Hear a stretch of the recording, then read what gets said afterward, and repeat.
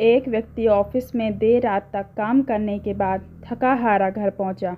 दरवाज़ा खोलते ही उसने देखा कि उसका 5 वर्षीय बेटा सोने की बजाय उसका इंतज़ार कर रहा है। अंदर घुसते ही बेटे ने पूछा, पापा क्या मैं आपसे एक क्वेश्चन पूछ सकता हूँ? हाँ हाँ पूछो, क्या पूछना है? पिता ने कहा, बेटा आप 1 घंटे में कितना कमा लेते हैं? इससे तुम्हें क्या लेना देना?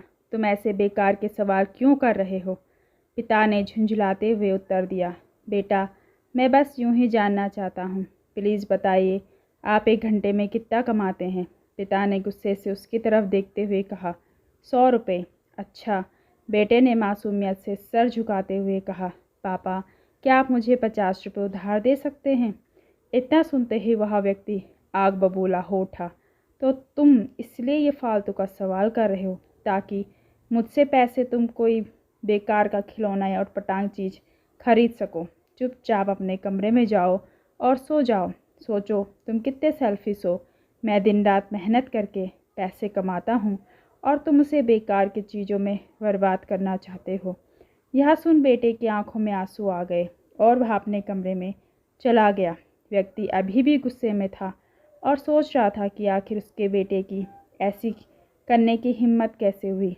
पर 1 आध घंटा बीतने के बाद वह थोड़ा शांत हुआ और सोचने लगा कि हो सकता है उसके बेटे ने सच में किसी ज़रूरी काम के लिए पैसे मांगे हो, क्योंकि आज से पहले उसने कभी इस तरह से पैसे नहीं मांगे थे। फिर वह उठकर बेटे के कमरे में गया और बोला, क्या तुम सो रहे हो? नहीं, जवाब आया। मैं सोच रहा थी कि शायद मैंने बेकार में ही तुम्हें डांट दिया। दरअसल दिन भर के काम से मैं थक गया था। व्यक्ति ने कहा, आई एम सॉरी, ये लो अपने 50 रुपये। ऐसा कहते हुए उसने अपने बेटे के हाथ में 50 की नोट रख दी। थैंक यू पापा, बेटा खुशी से पैसे लेते हुए कहा और फिर वह तेज़ी से उठकर अपनी अलमारी की तरफ गया। वहाँ से उसने ढेर सारे सिक्के निकाले और धीरे धीरे उन्हें गिनने लगा।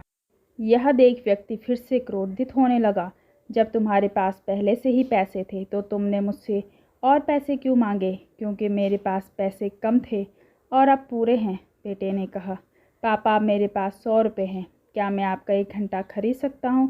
प्लीज़ आप ये पैसे ले लीजिए और कल घर जल्दी आ जाइए। मैं आपके साथ बैठकर खाना खाना चाहता हूँ।